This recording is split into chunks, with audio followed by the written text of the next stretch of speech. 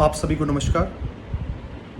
आज फिर थोड़ा करंट अफेयर्स के बारे में बात कर लेते हैं जो कि देश और दुनिया में वर्तमान में चल रही हैं। पहली, भारत ने ईरान से नागरिकों को निकालने के ऑपरेशन को क्या नाम दिया है? जैसा कि मैंने अपनी पिछली वीडियोस में भी कहा है कि ये जो है ऑपरेशन सिंधु के तहत जो है भारत वहाँ से भारतीय नागरिकों को, भारतीय छात्रों को अभियान के थ्रू निकालने का काम कर रहा है। और जिस अभियान के थ्रू निकालने का काम कर रहा है वो जो है ऑपरेशन सिंधु के अंडर में जो है उन्होंने चलाया है। ऑपरेशन सिंधु के अंडर में वो भारतीय नागरिक, भारतीय छात्रों को वहाँ से निकाल रहे हैं। इजराइल से युद्ध रोकने को लेकर यूरोपीय देश के साथ ईरान की वार्ता किस शहर में हुई? इसका उत्तर है जिनेवा। जैसे वर्तमान में बहुत से देश जो हैं ईरान के न्यूक्लियर प्रोग्राम के जो है साथ नहीं है। वो चाहते हैं कि ईरान जो है न्यूक्लियर प्रोग्राम पे काम ना करे।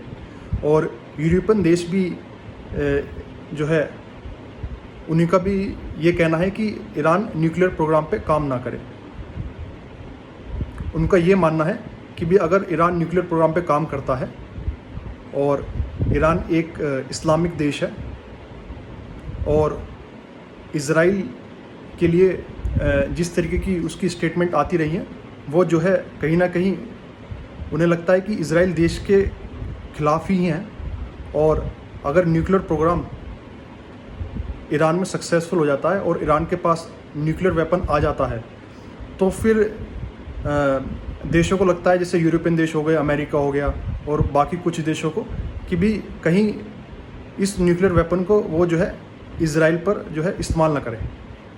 तो इससे क्या होगा, इससे जो है मिडिल ईस्ट में जो है अस्थिरता आएगी, वहाँ पे जो शांति है वो कहीं ना कहीं चली जाएगी और प्लस वहाँ की जो अर्थव्यवस्था है उस रीजन की उसको काफ़ी ठेस पहुँचेगी और जो विकास की दर है वो कहीं ना कहीं रुक जाएगी।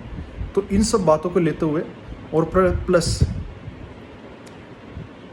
ईरान की स्टेटमेंट को देखते हुए जिस तरीके से वो जो है इज़राइल से खुश नहीं रहता, तो इसलिए जो है यूरोपियन देश जो है न्यूक्लियर प्रोग्राम को जो है रुकवाना चाहते हैं। सबसे अधिक टेस्ट शतक लगाने वाले भारतीय विकेटकीपर कौन है? जिन्होंने सबसे अधिक टेस्ट शतक लगाए हैं उस विकेटकीपर का नाम क्या है? वो है ऋषभ पंत। ऋषभ पंत ने हाल ही में महेंद्र सिंह धोनी जो कि भारतीय पूर्व कप्तान है उनको जो है पीछे छोड़ा है। और ये जो है काफ़ी बड़ी अचीवमेंट है जो कि किसी भी खिलाड़ी के लिए, इतने महान खिलाड़ी के रिकॉर्ड को पार कर जाना आसान काम नहीं है। और वर्तमान में भी अब जो इंग्लैंड का दौरा है अभी जो स्टार्ट हुआ है, ये WTC 25 से 27 का एक अहम दौरा है और इस दौरे की शुरुआत भारत के लिए अच्छी करना और एक अच्छा बड़ा पारी का स्कोर खड़ा करना, तो ये जो है काफ़ी एक तरीके से तारीफ़ वाली बात है। और उन्होंने जो है करीबन 134 रन की पहली पारी में अपना बनाए और इसी पारी को खेलते हुए उन्होंने जो है महेंद्र सिंह धोनी के रिकॉर्ड को जो है पार करा। एज अ विकेट कीपर वो जो है सबसे ज़्यादा शतक लगाने वाले खिलाड़ी अब बन चुके हैं वर्तमान में। एयर इंडिया के बोइंग 747 विमान कनिष्क में कब ब्लास्ट हुआ था जब 329 मौतें हुई थी? इसका उत्तर है 1985 में। बिहार में अगले माह से बुजुर्गों, विधवाओं और दिव्यांगों को हर महीने कितनी पेंशन मिलेगी? इसका उत्तर है 1100 रुपये। तो जैसे एयर इंडिया के बारे में, जैसे अगर आपको करंट अफेयर्स के बारे में मालूम करना है, अगर आपको किसी गवर्नमेंट एग्ज़ाम की आप तैयारी कर रहे हो तो आप किस सोच को लेकर तैयारी करो? पहले तो अगर आप पूरी दुनिया के बारे में देखोगे तो पूरी दुनिया का इस टाइम पर फोकस जो है वो कहीं ना कहीं विकास करने पर है।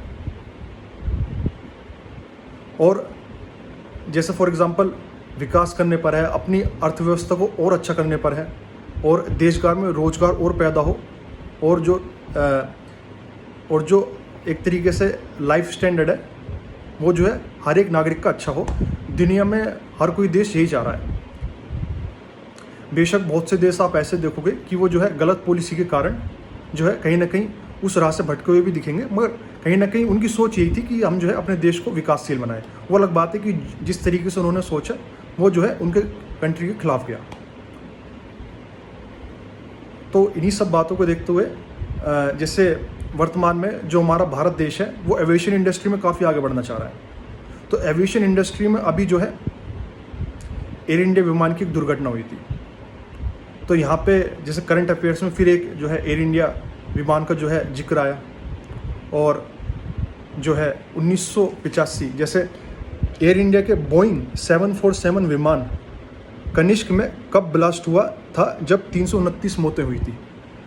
तो बोइंग 747 जो कि आपका जो है जो अभी हादसा हुआ था, तो वहाँ पे भी यही जो है प्लेन था इसी सीरीज़ का। तो ये जो है फिर सब करंट अफेयर्स में दौड़ रहा है। और प्लस ईरान और इजराइल में जो युद्ध चल रहा है, जैसे अगर ज़्यादा युद्ध बढ़ता है और यूएस भी इसमें दखल देता है फिर अपना, तो फिर युद्ध जो है उसकी जो वॉल्यूम है वो काफ़ी बढ़ जाएगी, युद्ध जो है एक अलग पैमाने पर पहुँच जाएगा। तो इससे क्या होगा कि कहीं ईरान जो है जो आपका स्ट्रेट ऑफ हार्मूज का जो गलियारा है उसे बंद ना कर दे, क्योंकि ईरान से जो है भारत भी जो है, भारत अपना रशिया से, रूस से तेल लेता है, ईरान से तेल लेता है, यूएई से लेता है और सऊदी अरेबिया से लेता है। तो इसका जो है अगर ये युद्ध बढ़ता है तो इस पूरी दुनिया में जो है तेल के दाम बढ़ेंगे, और जो गलियारा स्ट्रेट ऑफ हार्मूज जिससे काफ़ी अधिक संख्या में 20% जो है दुनिया के तेल जाता है, मगर वो भी 20% दुनिया की तेल की अगर आप वॉल्यूम देखोगे तो काफ़ी अधिक हो जाती है। तो जब इस तरीके से जो है युद्ध होता है तो तेल के दाम बढ़ते हैं, फिर जो है कहीं ना कहीं महंगाई होती है, और आम नागरिक का जो सपना होता है, जैसे फॉर एग्जांपल किसी को मोटरसाइकिल लेनी है, किसी को गाड़ी लेनी है, किसी को अपना लाइफ स्टैंडर्ड और अच्छा करना है, या फिर अन्य क्षेत्रों में जो है उसे अपने आप को आगे बढ़ाना है, तो उसके लिए जो है आपको जो है पैसे की रिक्वायरमेंट होती है। तो जब महंगाई पूरी दुनिया में बढ़ जाएगी तो कहीं ना कहीं इस पर रुकावट आएगी, मार्केट में पैसा पूरी दुनिया में जो है कम जाएगा।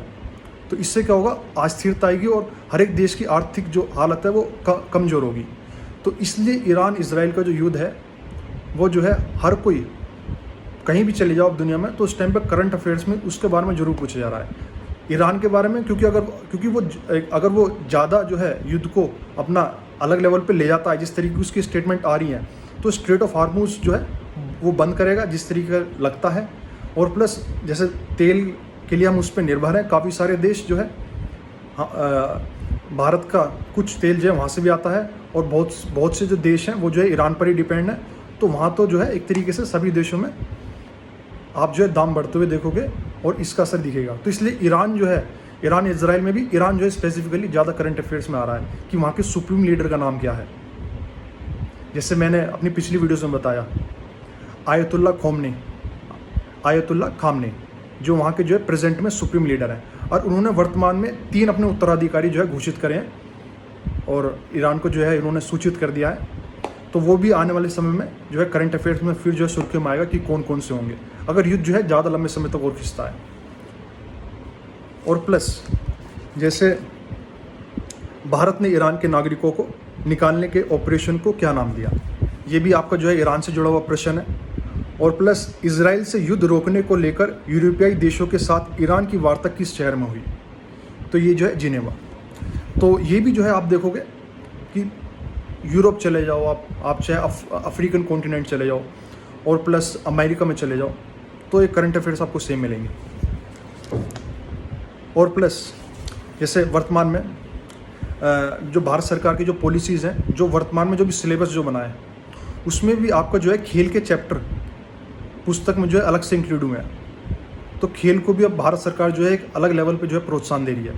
उसमें नीरज चोपड़ा का जो है, उसमें उसके नीरज चोपड़ा के बारे में जो है छात्रों को पढ़ाया जाएगा। मनु भाकर जो कि शूटिंग में पहली महिला बनी, जिन्होंने एक ही ओलंपिक में 2 मेडल जीते, तो उनका जो है छात्र जो है उनके बारे में पढ़ेंगे। तो जो है खेलों को अब जो है भारत सरकार भी प्रोत्साहन दे रही है। तो इससे जो है तो खेलों के बारे में कोई भी डेवलपमेंट हो तो वो आपको करंट अफेयर्स के बारे में जो है मालूम होना चाहिए, और एक भारतीय नागरिक होने के नाते भी। और प्लस अगर आप गवर्नमेंट एग्ज़ाम की तैयारी कर रहे हो तो फिर तो आपको पता ही होना चाहिए। तो ये सब बातें अगर आप इस तरीके से जो है चलोगे तो यही जो है प्रश्न जो है आपको जो है आने वाले समय में हर जगह आपसे पूछे जाएंगे, क्योंकि यही इसी तरीके से जो है ये सवाल जो है दुनिया में इस टाइम पे घूम रहे हैं, और इसका मैंने आपको कारण बताया क्यों। आप सभी को नमस्कार।